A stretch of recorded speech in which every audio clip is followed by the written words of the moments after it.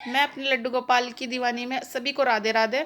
अगर आपको कहानी पे थोड़ा सा यकीन हो, भक्ति पे, भगवान की भक्ति पे, तो प्लीज़ मेरी वीडियो को देखने के बाद प्लीज़ लाइक कीजिए, कमेंट कीजिए, शेयर कीजिए और ज़्यादा से ज़्यादा सब्सक्राइब कीजिए और घंटी का बटन ज़रूर दबाइएगा। जो मैं आज कहानी सुनाने वाली हूँ वो सुनाते वक्त मुझे बहुत खुशी हो रही है, क्योंकि जो घटना है वो अभी मेरे साथ घटी है।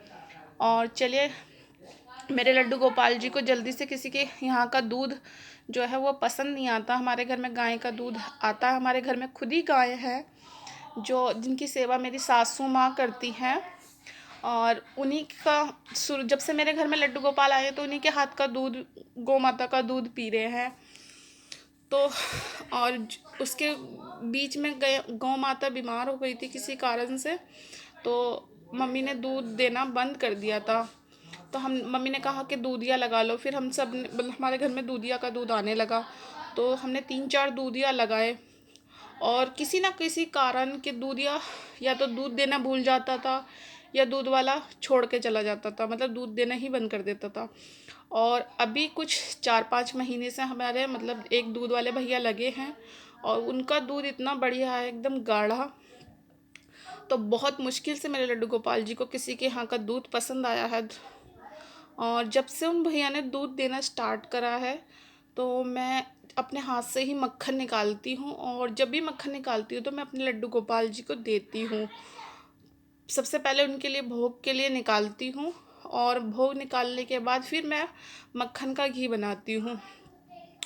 आज क्या हुआ कि मैं मक्खन बिलो रही थी छाए, तो मैंने मक्खन बहुत साफ़ सफाई से करती हूँ मैं वैसे, जा ताकि मेरा मक्खन गिरे ना। और मेरे को क्योंकि लड्डू गोपाल को भोग लगाना होता है तो मैं साफ़ सफाई से करती हूँ कि गिरे ना, गिरने के बाद वो ख़राब हो जाता है। इसीलिए आज क्या हुआ कि ठाकुर जी की कृपा ऐसी हुई, मेरा मक्खन आधा से ज़्यादा नीचे, पता नहीं कैसे कटोरा मेरे हाथ से पलट गया और मक्खन मेरा नीचे गिर गया।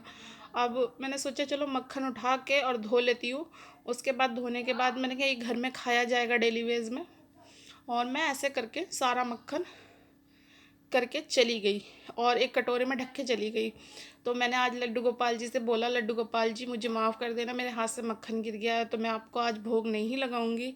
और ऐसे करके घर में कोई नहीं था और मैं चली गई कुंडी नीचे से लगा के, और अपने लड्डू गोपाल जी से बोला, लड्डू गोपाल जी मैं फ़्रेश होने जा रही हूँ, फ्रेश होने जा रही हूँ और आप ध्यान रखिएगा नीचे का। ऐसे कह के मैं चली गई फ्रेश होने। और मेरे को मतलब मैं ऊपर जब फ्रेश में बैठी तो मुझे प्लेट गिरने की आवाज़ आई। मैं जल्दी से फ्लैश में से हाथ वाथ धोकर आई जैसे ही, तो मैंने नीचे क्या देखती हूँ, नीचे कोई भी नहीं। और जिस कटोरे में मक्खन रखा था वो उसकी प्लेट हटी हुई है, वो नीचे मतलब गिरी पड़ी है। और गिरने की वजह से मैंने मक्खन को देखा और मेरे आँखों में घर में कोई नहीं, मक्खन कहाँ चला गया। और मैंने देखा मक्खन को ध्यान से, तो उस मक्खन में छोटी छोटी सी, जैसे छोटा बच्चा होता है ना उसकी उंगलियों के निशान छपे होते हैं, तो ऐसे हाथ से मक्खन, मतलब हाथ इस तरीके से मक्खन में हाथ चला हुआ था। और मैं देख के से हैरान हो गई कि घर में कोई भी बच्चा नहीं है, मेरे दोनों बच्चे बाहर गए हुए हैं और कोई भी नहीं है, मैं भी ऊपर थी। तो भाई कौन था, इतना सारा मक्खन गायब हो गया। कम से कम 1 चमचा मेरा मक्खन उसमें से गायब हो गया। अब मैं बहुत देर तक सिर पकड़ के वहाँ रसोई के पास सोचती रही। तो मेरे मन में ऐसा भाव आया, आज मैंने लड्डू गोपाल जी का भोग नहीं लगाया। तो मैं मंदिर का पर्दा लगा के गई थी, क्योंकि उस टाइम पे मैंने चाय का भोग लगाया था तो पर्दा लग रहा था मंदिर का। तो मैंने ऐसे ही मेरा मन हुआ कि पर्दा हटा के देखती हूँ।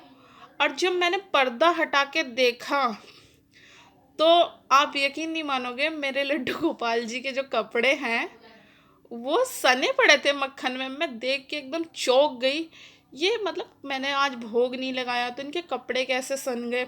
और देखो आपको मैं दिखाती हूँ, क्योंकि मैंने वो कपड़े बदले नहीं, मैंने सोचा ये कहानी आप लोगों को सुनानी चाहिए कि जीवन में कलयुग में भी भगवान के चमत्कार होते हैं, कि भगवान पता नहीं कब कैसी लीला कर दे किसके साथ।